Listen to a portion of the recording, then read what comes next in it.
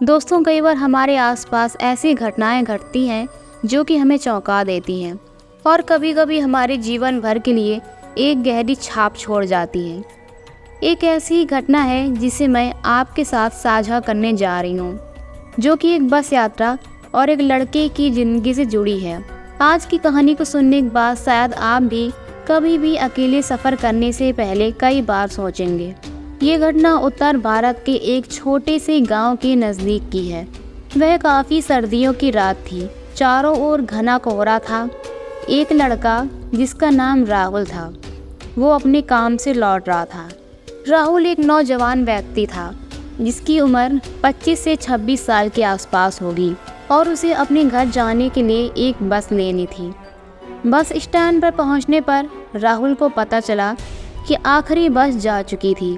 राहुल तो बहुत थक चुका था और उसे घर पहुंचने की बहुत जल्दी थी। वह सोच ही रहा था कि अब क्या करें। तभी एक पुरानी दिखने वाली बस उसकी तरफ आती दिखी। बस के अंदर बहुत कम लोग थे। राहुल ने बिना सोचते हुए ही बस में बैठने का फैसला कर लिया।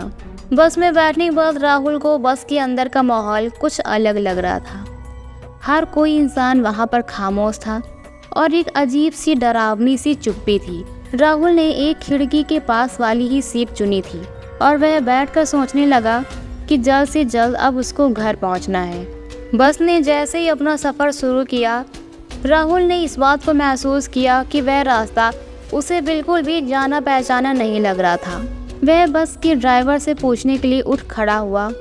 तभी उसे यह एहसास हुआ कि बस के अंदर सभी बैठे यात्री बहुत अजीब लग रहे थे। सभी यात्री एक ही दिशा में लगातार देख रहे थे और उनके चेहरे पर कोई भी एक्सप्रेशन नहीं था और ना ही वो एक दूसरे से कोई बात कर रहे थे। राहुल ने ड्राइवर से पूछा, भाई यह बस कहाँ जा रही है? ड्राइवर ने बिना राहुल की तरफ देखे ठंडे स्वर में जवाब दिया, तुम्हें जहाँ जाना है वहीं ले चलेंगे।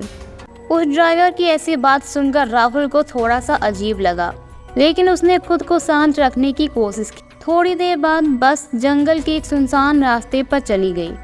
चारों ओर अंधेरा था और सिर्फ बस में लगी हुई हेडलाइट ही रास्ता दिखा रही थी।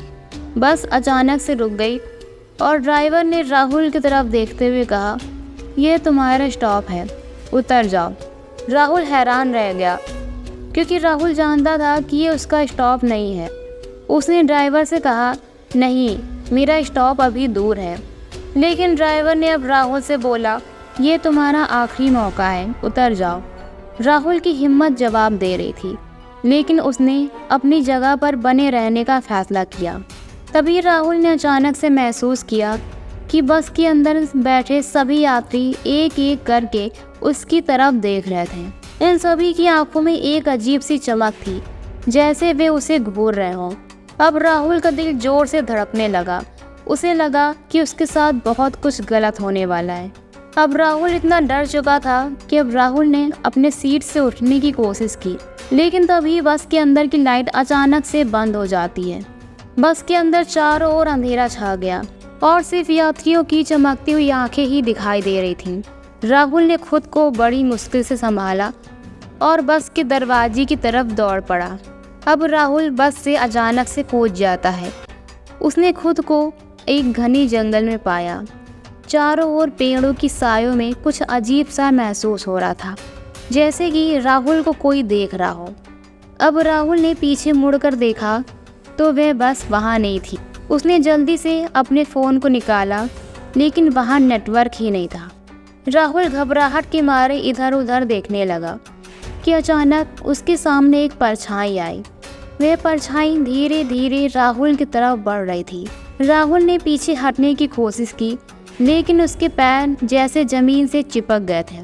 परछाई पास आकर एक मानव आकृति में बदल जाती है, जो कि राहुल से 7 फीट लंबी थी और उस परछाई का चेहरा ही नहीं था। अब राहुल की चीख निकल पड़ी, लेकिन कोई आवाज़ नहीं आई। राहुल अपनी ज़िंदगी में पहली बार इतना डर महसूस कर रहा था। वह परछाई राहुल के और भी करीब आने लगी, लेकिन राहुल ने हिम्मत जुटाकर वहाँ से भागने की कोशिश की। जैसे ही राहुल दौड़ने लगा, उसने महसूस किया कि उसके पीछे और भी बहुत सारी परछाइयाँ दौड़ रही थीं, जो कि राहुल को पकड़ने की कोशिश कर रही थी। लेकिन राहुल ने अपनी पूरी ताकत लगाकर उस जंगल से बाहर निकलने की कोशिश की।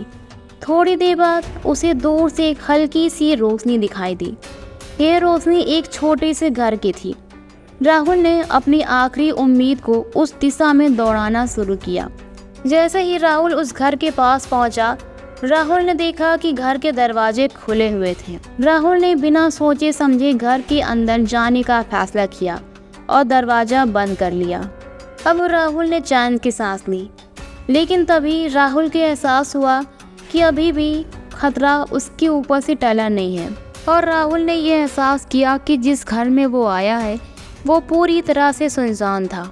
घर के अंदर एक अजीब सी गंध थी, जैसे वहाँ पर कई दिनों से कोई भी सफाई नहीं हुई। राहुल ने अपने चारों ओर देखा और घर के बीचों बीच एक पुराना चित्र देखा, जिसमें वही बस और वही ड्राइवर थे जो उसने थोड़ी देर पहले देखा था। चित्र के नीचे लिखा था, जो इस घर में आता है वह कभी वापस नहीं जाता। राहुल का दिल तो अब और जोर से धड़कने लगा, मानो राहुल के पैरों तले तो जमीन ही खिसक गई। राहुल ने अब दरवाज़ा खोलने की कोशिश की, लेकिन दरवाज़ा बंद हो चुका था, जैसे कि राहुल को उस कमरे के अंदर जानबूझकर बंद कर दिया गया। कमरे की खिड़कियों पर भी लोहे की ग्रिल लगी थी। वह समझ चुका था कि वह एक भयंकर जाल में फंस चुका है। रात बीतने लगी, लेकिन राहुल के लिए समय जैसे थम सा गया था। हर पल उसे लगता था कि कोई उसके पीछे खड़ा है और उसे देख रहा है। अब राहुल की हालत बिगड़ने लगी। धीरे धीरे राहुल की चेतना धुंधली सी होने लगी। आखिरी बात जो उसने सुनी वह थी एक धीमी हंसी, जो उस कमरे के एक कोने से आ रही थी। ये सभी चीज़ें सुनकर राहुल अपनी जगह पर चुपचाप बैठा रहा, क्योंकि अब राहुल की हिम्मत नहीं हुई कि वह उस कोने में जाकर देखे। अब राहुल अपनी सांसें थामकर चुपचाप अपनी जगह पर बैठा रहा। अगले दिन सुबह हुई। कुछ गांव वाले उस रास्ते से गुजरे तो उन्हें एक पुरानी बस खाली पड़ी मिली। उन्होंने बस के ड्राइवर और यात्रियों को बहुत ढूंढा, लेकिन वे सब गायब थे और राहुल का भी कोई पता नहीं चला। उस गांव के लोग अभी भी कहते हैं कि वो बस कई बार सड़क के सुनसान रास्ते पर दिखाई देती है, लेकिन जो भी उसमें चढ़ता है वह कभी भी वापस नहीं आता।